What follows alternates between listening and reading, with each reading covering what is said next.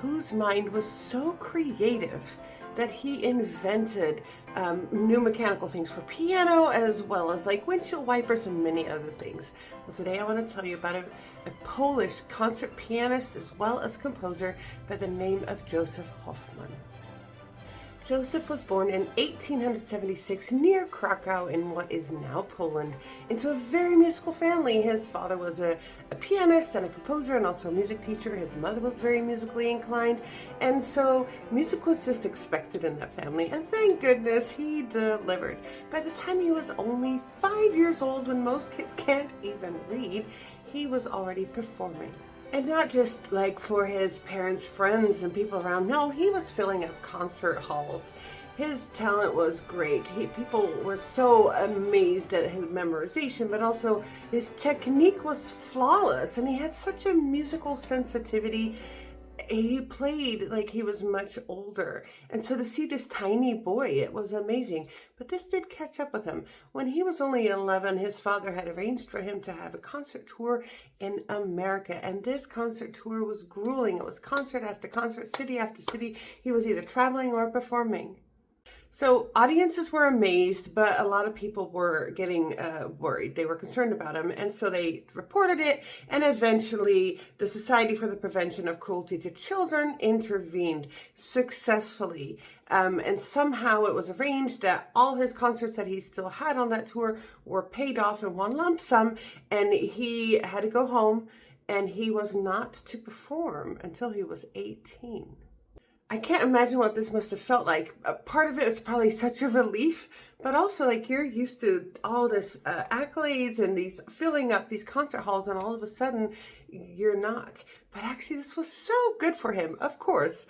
And when he went home, he actually was sent off, and he went and studied with Rubinstein. And he had such a great musical influence on this kid's life.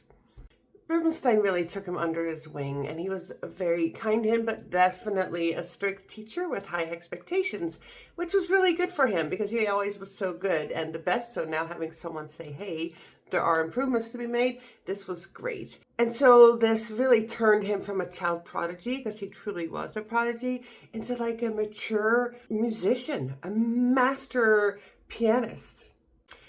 But he wasn't just a musician.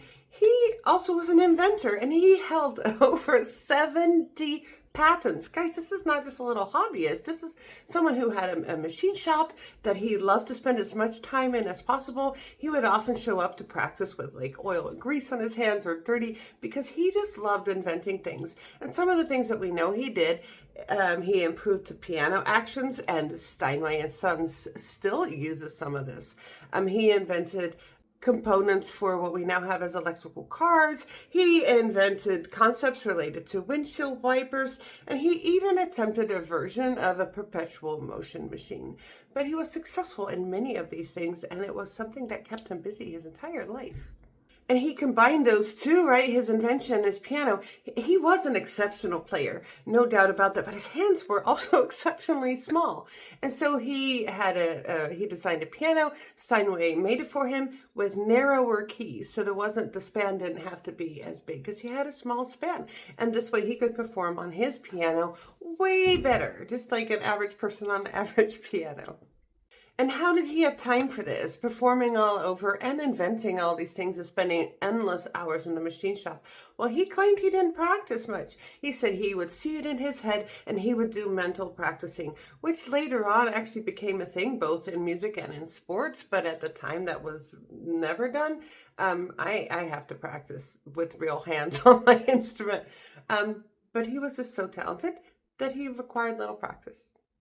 He also, on another side, was a composer, but actually he kept this under wraps. So he composed over 100 pieces that we know of, but he did this under a pseudonym.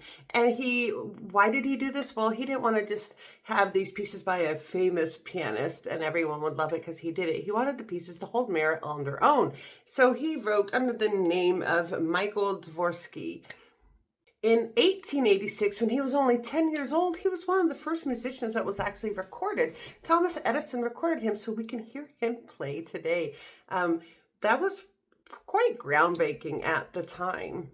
In 1904, he met and married a girl, Mary, from Boston. She came from a very affluent family. They had a marriage that was very exciting, but it didn't last. They had 3 kids, but it's hard to be married to someone who's on the road all the time, I think. So it eventually dissolved. Later on in his career, he really took to education and he took a leadership role in music education in America in particular. He became the first head of the piano department at the Curtis Institute of Music in Philadelphia, and he held that role for a while. And then a little later after that, he was appointed director of the entire school, which he did for about a decade. His later years were difficult. He had a declining health because he's getting older. There seems to be some alcoholism as well. He's not able to perform as consistently as he did before. And when he does, what he is doing isn't as consistent as before. And it was really hard for audiences to see him struggle, but it was really hard for himself, of course, because that's his entire identity. Then in 1957, at the age of 81, he passed away, looks from complications of pneumonia, but his body was already aging and tired, in his home in Los Angeles, California.